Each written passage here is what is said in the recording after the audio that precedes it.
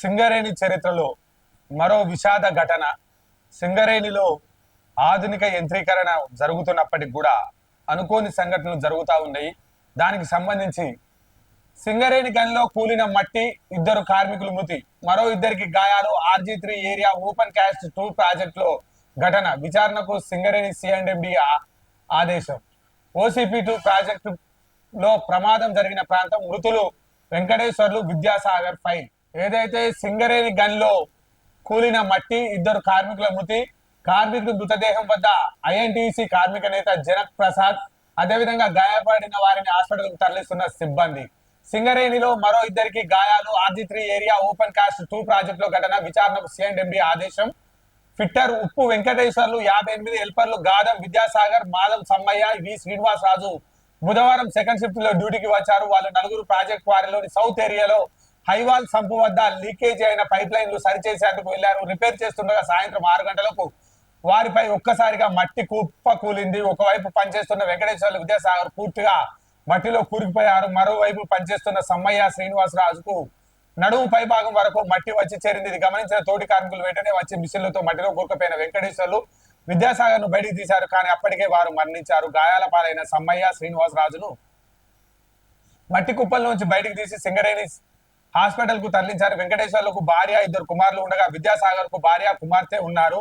తొలి ఏకాదశి రోజు ఇద్దరు కార్మికులు మృతి చెందగా వారి కుటుంబ సభ్యులు తరలి వచ్చి కన్నీరు మున్నీరుగా విలపించారు. వెంకటేశ్వర్లకు ఇంకా 2 ఏళ్ల సర్వీస్ ఉంది. తన కుమారునికి డిపెండెంట్ ఉద్యోగం పెట్టించడానికి మెడికల్ అడ్మిట్ కోసం దరఖాస్తు చేసుకున్న ఈ లోపే ఆయన మృతి చెందారని తోటి కార్మికులు ఆవేదన చెందారు.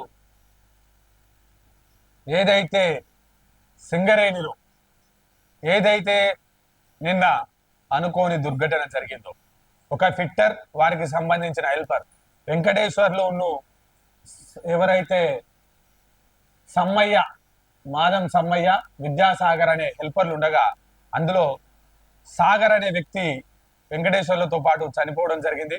ఏం జరుగుతుందంటే, లోపల ఏదైతే వాటర్ సంపుకు సంబంధించి పైప్ లైన్ లీకేజ్ ను వీళ్ళు సరిచేయడం కోసమని లోపలికి వెళ్ళిన తర్వాత ఆ సంపును సరిచేసే కార్యక్రమంలో సైడ్ పొంటి ఉన్నటువంటి వాల్ పడడంతో ఒక్కసారిగా పెద్ద ఎత్తున మట్టి పిల్లలు మీద పడడంతో అక్కడికక్కడే మృతి చెందడం జరిగింది. అదే విధంగా సమ్మయ్య, మిగతా శ్రీనివాస్ రాజుకు సంబంధించి వారు సగం వరకు కూరుకుపోవడంతో వారిని తీయడం జరిగింది. వారిద్దరికి గాయాలు కావడం జరిగింది. సింగరేణిలో సేఫ్టీ ప్రికాషన్స్ కు సంబంధించి మరొక మారు సమస్య ఉత్పన్నం జరిగింది. దానికి సంబంధించి ఈ ప్రాంతానికి సంబంధించిన రాష్ట్ర IT మంత్రివర్యులు దిగ్భ్రాంతి వ్యక్తం చేయడం జరిగింది. వారి పట్ల సానుభూతి ప్రకటించడం జరిగింది. అదేవిధంగా సంతాపం ప్రకటించడం జరిగింది.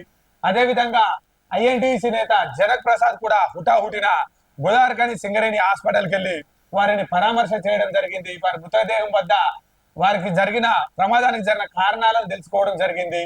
అదేవిధంగా ఏదైతే ఈ ప్రమాదానికి కారణమైనో వారిపై వెంటనే చర్యలు తీసుకోవాలని, ఈ ప్రమాదానికి కారణమైన వారి కుటుంబాలను ఆదుకోవాలని INTC మరియు రాష్ట్ర ప్రభుత్వం ఒక కీలక ప్రకటన చేసిందని చెప్పడం జరుగుతా ఉంది.